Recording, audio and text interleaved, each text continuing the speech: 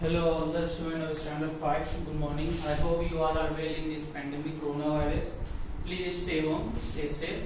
Spend your quality time with your family member. You can give your quality time in your study also. Eat healthy foods. Play some indoor games. So today I am going to teach you science. Chapter 3 is already going on. Safety and first aid. Today I am going to teach you page number 14. Ways of putting out a fire.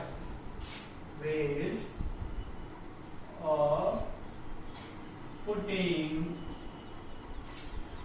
out a fire. Okay. If there is a fire in your home due to the gas leak and due to some other things, what will you do? How you will put out that fire on that time? What will you do? So here are the different ways of putting out a fire. First is, if a fire has been caused by paper, wood or plastic, we can throw sand or water over it. This cuts off the supply of air and puts out the fire. Yes, if fire has been caused by paper, wood or plastic, then what we can do? We can just throw sand or water and it will help the fire to put out. Okay. First point is, if fire is caused by paper, wood or plastic, then we can throw sand and water on it. Okay, either sand or either water you can use to put it out. Water on it. Now this cuts off the supply of air. When there is a fire which is caused by sometimes paper burning, sometimes by wood burning, and sometimes by plastic. Simply you just, if you have sand, throw sand.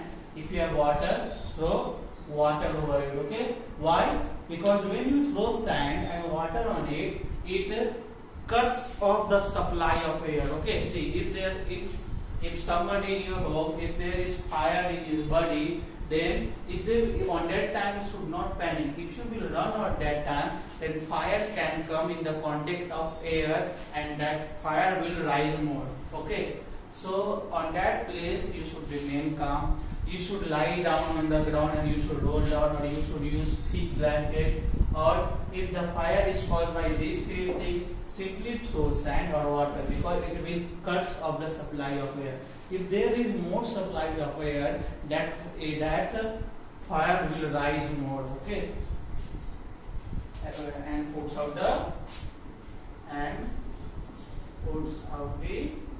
air. Okay.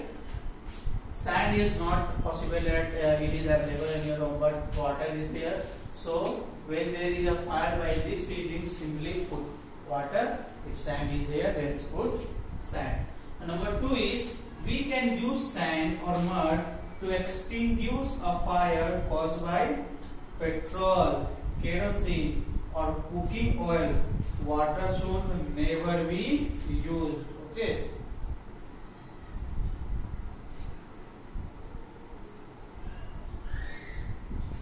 Okay.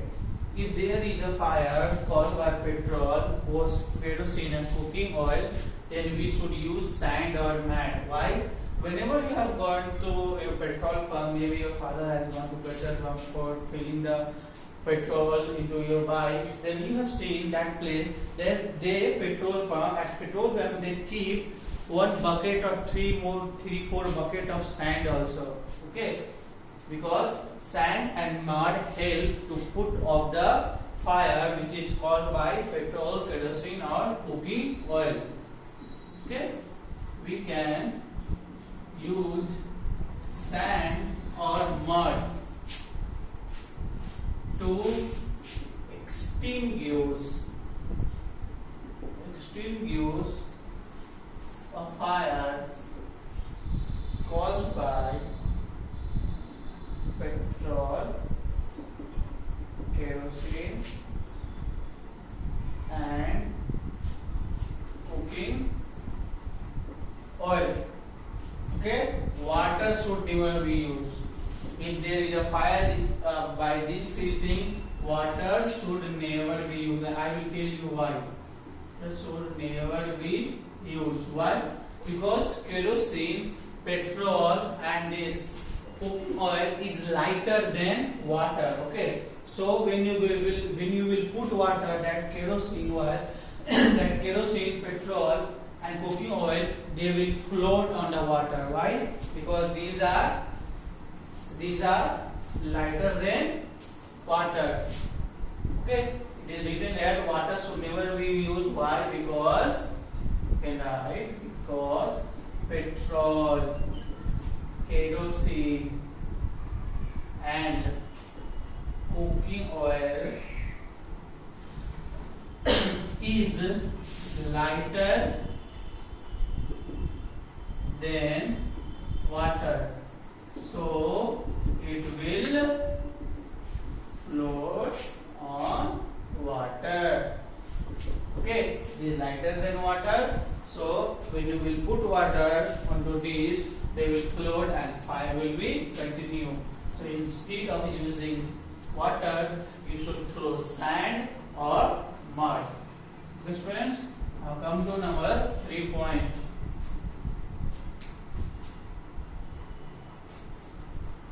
If a fire has been caused due to an electric fault, okay, if a fire has been caused due to an electric fault, we must switch off the main power supply. Such a fire can be put out using sand.